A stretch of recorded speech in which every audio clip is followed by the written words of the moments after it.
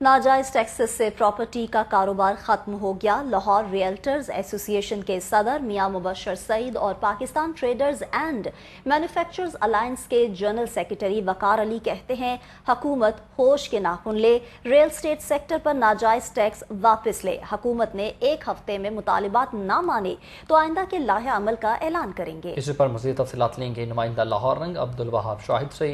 जी अब्दुल वहाब, तफसीलात से आगाह कीजिएगा।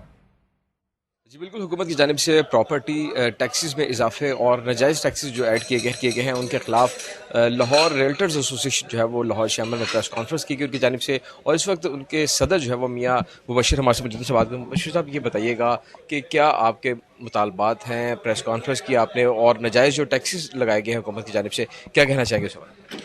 जी बिल्कुल, मैं ये चीज़ समझता हूँ कि जो बजट के अंदर जो टैक्सेस लगाए गए हैं, हमें पहले ये चीज़ कही गई कि आपसे मुज़ाकरात के बाद ये चीज़ें तय की जाएंगी, लेकिन किसी किस्म का हमें इत्माद में नहीं लिया गया। और ये जो टैक्सेस लगाए गए हैं ये बेसिक फंडामेंटल राइट्स की खिलाफ वर्जी है, और हुकूमत पाकिस्तान की तरफ से ये टैक्सेस रियल एस्टेट कम्युनिटी को दफन करने के मुतरादिफ है और बंद करने के मुतरादिफ है।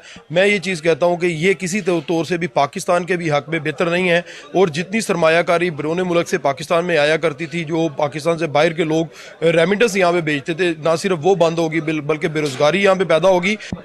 इस वक्त जो है वो जनरल सेक्रेटरी पेटमा भी हमारे से मौजूद हैं। सवाल वकार साहब, बताइएगा, आप भी जो है वो रियल्टर एसोसिएशन के साथ खड़े, आपकी जमात, क्या कहना चाहेंगे मुतालबात अगर नहीं माने जाते इनके? बिस्मिल्लाहिर्रहमानिर्रहीम। मैं सबसे पहले तो ये कहना चाहूँगा कि जो सेवनी ये कह रहे हैं कि ये जो गुंडा टैक्स लगाया है इसको तो बिल्कुल बंद होना चाहिए। बकाया जो सबसे अहम पॉइंट है ना, वो रेमिटेंसेज है, जो पाकिस्तान में शॉर्टेज है। एक ही इदारा है रियल स्टेट का, उसके थ्रू ये आ सकते हैं, तो गवर्नमेंट को चाहिए होश के नाखून ले, खुदा के लिए होश के नाखून ले।